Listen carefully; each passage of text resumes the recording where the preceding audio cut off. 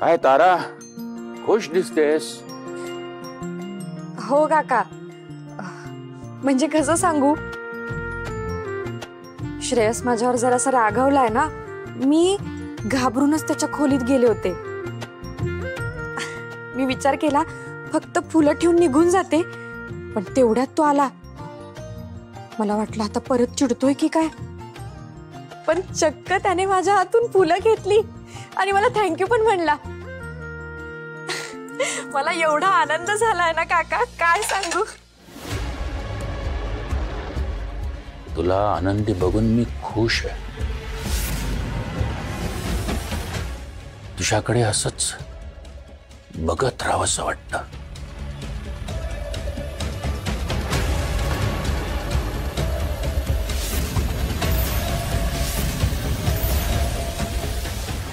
काका, मला असं वाटतंय ना, माझ्या आयुष्यात आनंद परत आलाय. कारण बघा ना, म्हणजे एवढे दिवस ना असं खूप अपराधी असल्यासारखं वाटत होतं की माझा पाडा सोडून इथं निघून आले. पाड्यात होते ना तेव्हा तिथल्या माणसांसाठी निदान काहीतरी करता यायचं हो.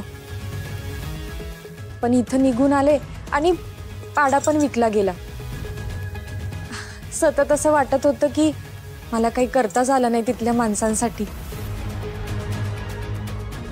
पण आता तुम्ही आलात ना, तर तुमच्यामुळे तिथल्या माणसांचं पुनर्वसन पण चांगलं होईल आणि तुमच्या प्रोजेक्टमुळे तिथल्या पोरींसाठी मला काहीतरी करता येईल. आणखी एक महत्त्वाची गोष्ट, तुमच्या सांगण्यावरून श्रावणी आणि शकुंतला आत्या दोघी पण माझ्याशी चांगलं वागायला लागल्यात हो. हे सगळं तुमच्या सांगण्यावरून झालंय. खरं तर तुमचेच आभार मानायला पाहिजे. अगं नाही नाही, मी काहीच बोललो नाहीये. काका, मला माहितीये हा बदल तुम्हीच घडवून आणलाय. थँक्यू. अगं नाही ग, मी काही विशेष असं केलं नाहीये. घरातल्या मुलीबाळींनी नेहमी खुश राहावं. आणि मला तर असं वाटतं की तुझ्या चेहऱ्यावरती कायम खुशी असावी. प्रेझेंटेशनला बरं असतं ना ते. प्रेझेंटेशन?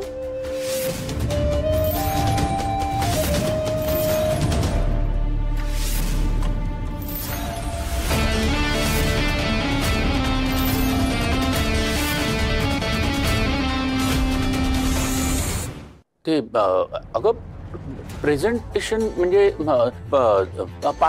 पाड्यातल्या मुलींसमोर तू जे केलंस त्यालाच प्रेझेंटेशन म्हणतात. हा हा, आलं लक्षात. तो खुश तर घर खुश.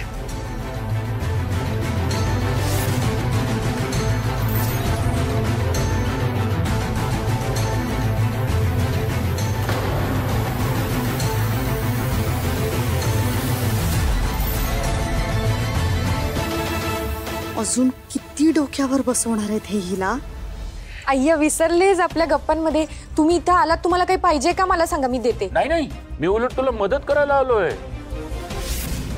काका हो, काय करताय तुम्ही? द्या बरं इकडे, द्या. अगं असं काय करतेस? मला एक सांग तारा, तुझे वडील जर जिवंत असते तर एवढ्या रात्री तुला त्यांनी राबू दिलं असतं? नाही.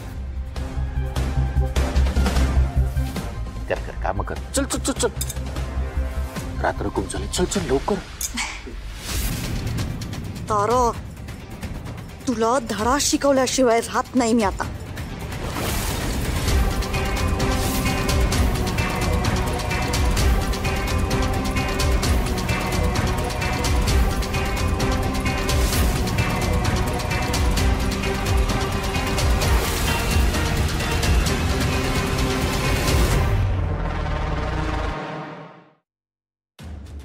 आत्या, बोलायचं होतं. बोल ना. आता मला कळतच नाही की त्या ताराकडे असं काय आहे जे माझ्याकडे नाहीये. नाही, काका आल्या दिवसापासून मी त्यांच्याशी खूप प्रेमाने वागते, त्यांचा मान राखते, त्यांचा एकही शब्द खाली पडू देत नाहीये. तरी माझ्यापेक्षा जास्त विश्वास त्यांचा तारावर आहे. त्यांना एवढी चांगली अपॉर्च्युनिटी मिळाली आणि त्यांनी ती ताराला दिली. खरं तर मी जास्त शिकलेले आहे ना, मी जास्त केपेबल आहे. आता आता मला हा प्रोजेक्ट करायचा आहे. तुम्ही प्लीज काकांशी बोला ना, प्लीज.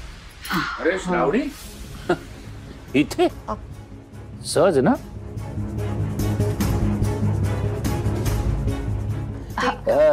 अहो तिला ना माझ्याशी थोडं बोलायचं होतं, म्हणून ती आली होती. श्रावणी,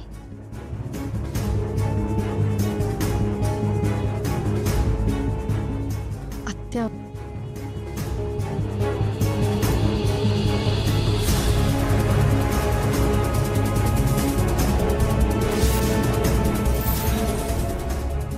काय तुमची कुजबूज काय चालले?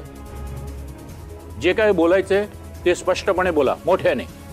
अहो काय आहे, तुम्ही जे प्रोजेक्ट करताय ना त्यामध्ये श्रावणीला पण काम करायची इच्छा आहे.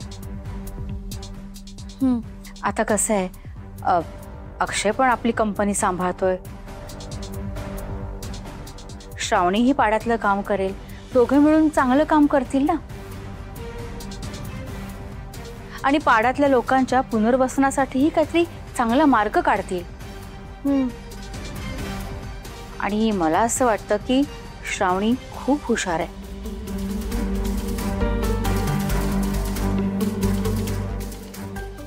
तारापेक्षा जास्त शिकलेलीही आहे.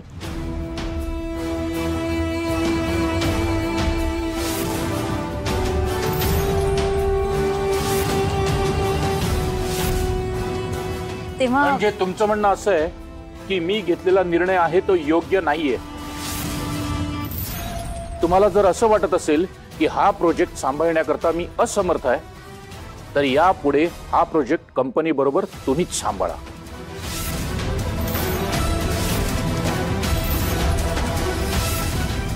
अहो असं काय करताय? मला असं म्हणायचं नव्हतं. मी ना फक्त तिची इच्छा काय आहे ती बोलून दाखवली. हो, आता ती माझ्याकडे नाही बोलणार तर कुणाकडे बोलणार? श्रावणी, तू जा बाई. असं काय आहे या प्रोजेक्ट मध्ये की दयानंद काका शकुंतला आत्यांचं पण ऐकत नाहीयेत?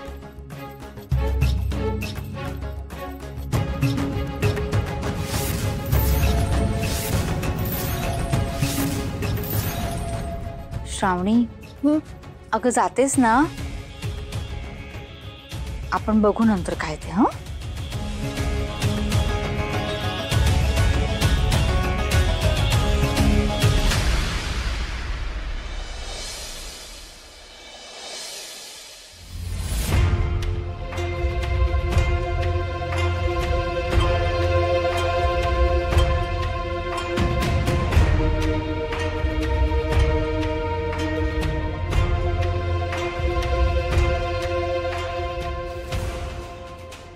किती मस्त आहे ना ग घर. भारी आहे ना ग.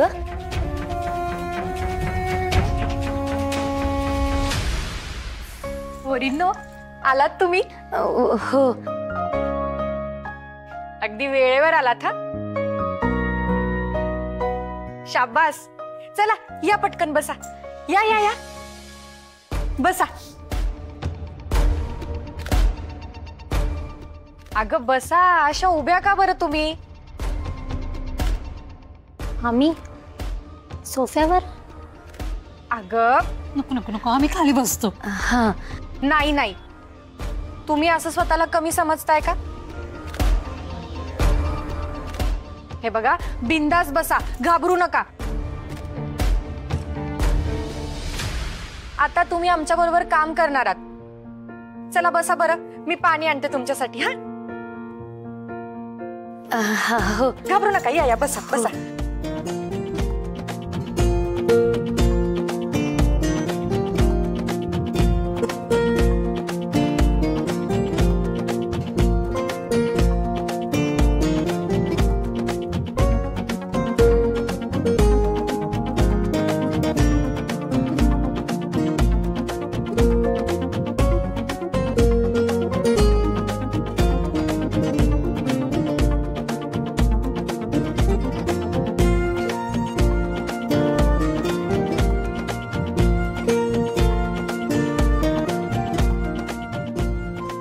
किती ममो आहे ना हे. हो आणि अगं घर पण किती मोठं आहे बघ ना. हो, ते काका पण किती चांगले वागतात ना. हो ना.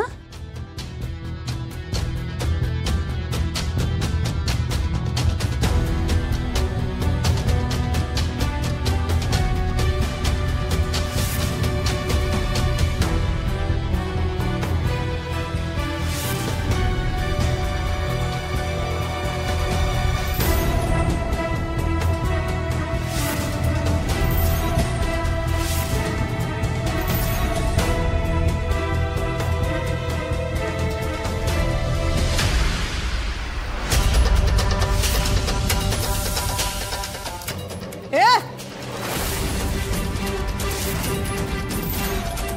उठ! ऐकू नाही आलं का? उठ म्हटलं मी. काय चाललंय? हा, तुम्हाला तुमचा दरिद्री पाडा वाटला हा? जे कुशाल सोफ्यावर पाय वर घेऊन बसलात ते? हा?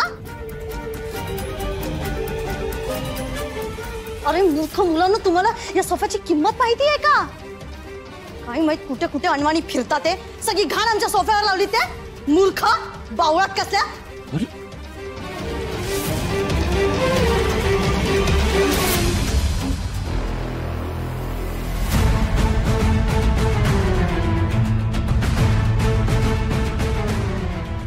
काय झालं पोरींनो?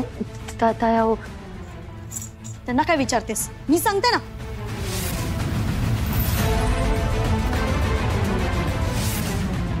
तुझ्या मैत्रिणी ना या.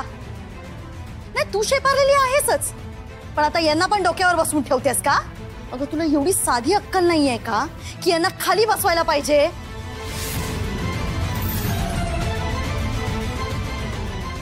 आपल्या घरी आलेले नोकर कधीही सोफ्यावर बसत नाही.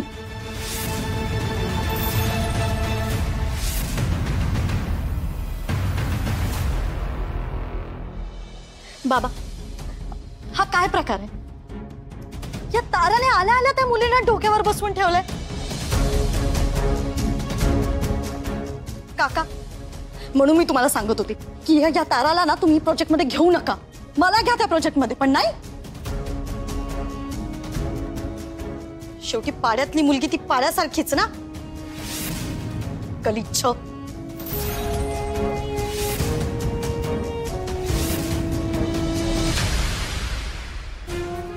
गप्पा बसा. अहो श्रावणी, तुम्ही काय बोलताय? तुम्ही भानावर आहात का? त्या आपल्या एम्प्लॉई आहेत.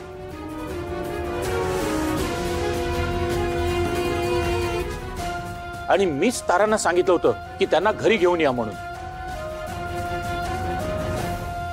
हे बघा, जोपर्यंत आपलं ऑफिस आणि गोडाऊन सेट होत नाही तोपर्यंत घरूनच काम करणार आहोत आम्ही. म्हणून त्यांना इथे बोलवलंय. हे बघ श्रावणी, ते गेस्ट आहेत की नाहीत हे महत्वाचं नाहीये, पण माणसांनी माणसाची सभ्यपणे वागायला हवं ना. पण तुझी वागण्याची पद्धत आहे ना, ती चुकीची आहे. तर यशोदा घरातून काम करत होती, आपले बरेचसे आपले घरी येत होते, आपण त्याला चांगली वागणूक देत होते, आपले गेस्ट होते ते.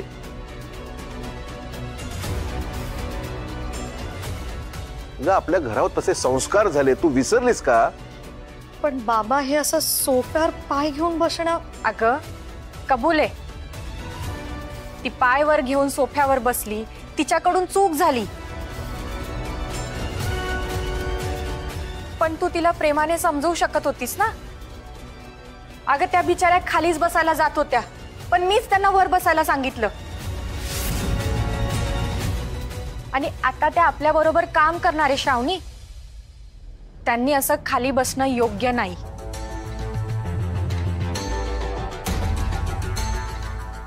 श्रावणी, तुमचं चुकलं. आता तरी तुम्हाला समजलं असेल या प्रोजेक्ट मध्ये मी तुम्हाला का इन्व्हॉल्व करून घेत नव्हतो. श्रावणी, माफी मागते. पण बाबा. श्रावणी. श्रावणी, तुम्हाला सॉरी म्हणावंच लागेल.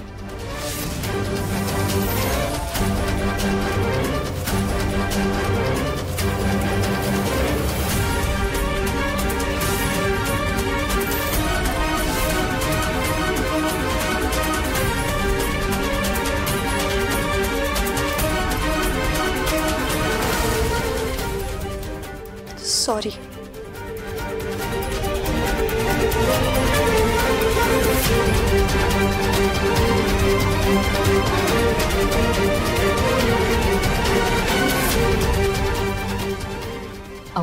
मी आलेच हा.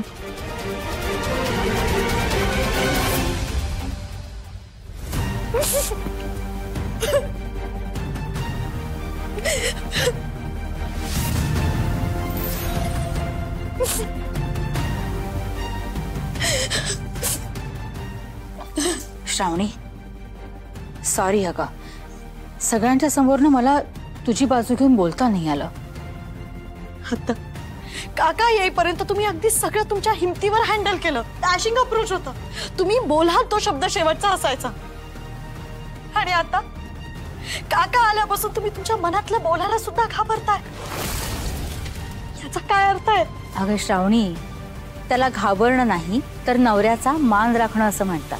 आणि आपल्याला हवं ते मिळवण्यासाठी प्रत्येक वेळेला वादच घालायला पाहिजेत असं नाहीये ना. म्हणजे काय म्हणायचं आत्या? अगं म्हणजे न बोलता अशी परिस्थिती निर्माण करायची की तारा स्वतःहून माघार घेईल. तिला हा प्रोजेक्ट करताच येणार नाही. पण आत्या ते कसं शक्य आहे? अगं ठरवलं ना तर सगळं शक्य आहे. तुला एक गंमत सांगू का? आमच्याकडे ना एक कामाला मुलगी होती, अत्यंत कामचुकार, सारखी आजारपणाची नाटकं करायची. एक दिवस काय झालं माहितीये का? तिने डोकेदुखीच्या ऐवजी झोपेची गोळी घेतली आणि झोपून राहिली. कामाला येऊ शकली नाही. त्यामुळे तिचं काम दुसऱ्या मुलीला द्यावं लागलं आणि आमचा हेतू अगदी बिनभोबाट साध्य झाला. कळलं का?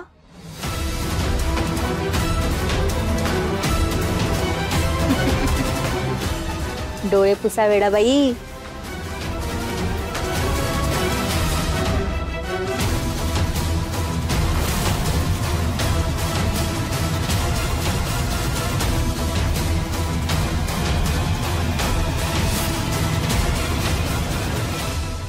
तर या सगळ्या गोष्टी अशा आहेत आणि आपण त्या गोष्टीवरती आरंद्या हे बघ, हे बघ मस्त आहे ना.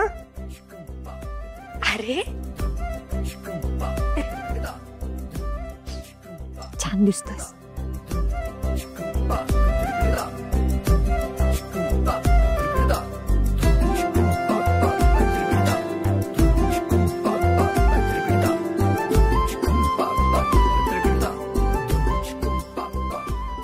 हाय काका.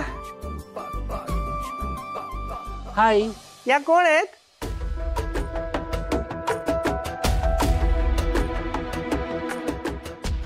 या पाड्यातल्या मुली आहेत. अरे वा. हाय. हाय. मग या इथे काय आलेत? ये बस, मी सांगतो तुला. ठीक आहे बसतो. हा आता सांगा. अरे या पाड्यातल्या मुली आहेत. आता यांच्याकरता आपण काय बिझनेस करू शकतो याच्यावरती आपण विचार करतो. पाडा. पाडा म्हणजे तू राहत होतीस तोच पाडा ना? हो. वा, तो पाडा तर मला माहिती आहे. मी ना हिच्या घरी पण गेलो होतो आणि हिने मला भाकरी पण करून दिली होती आणि असं कांदा पण फोडला होता ठॅश. आणि तुम्हाला माहितीये एक चटणी पण करून दिली होती. मस्त चटणी होती. अशी चटणी तर कुठेच मिळत नाही, फक्त हिला करता येते. हो ना? हो. तू देशील काय का मला परत चटणी करून? काकांना पण दे. हो हो बाबा, नक्की करेन. वा. मला काय वाटतंय काका, पाड्यातल्या मुलींना चटण्या, लोणची, पापड ह्या अशा सगळ्या खास गोष्टी बनवता येतात.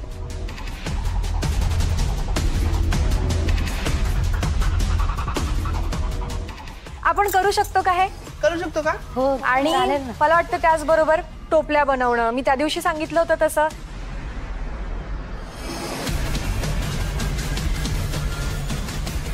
आणि बांबूच्या वेगवेगळ्या छान वस्तू बनवणं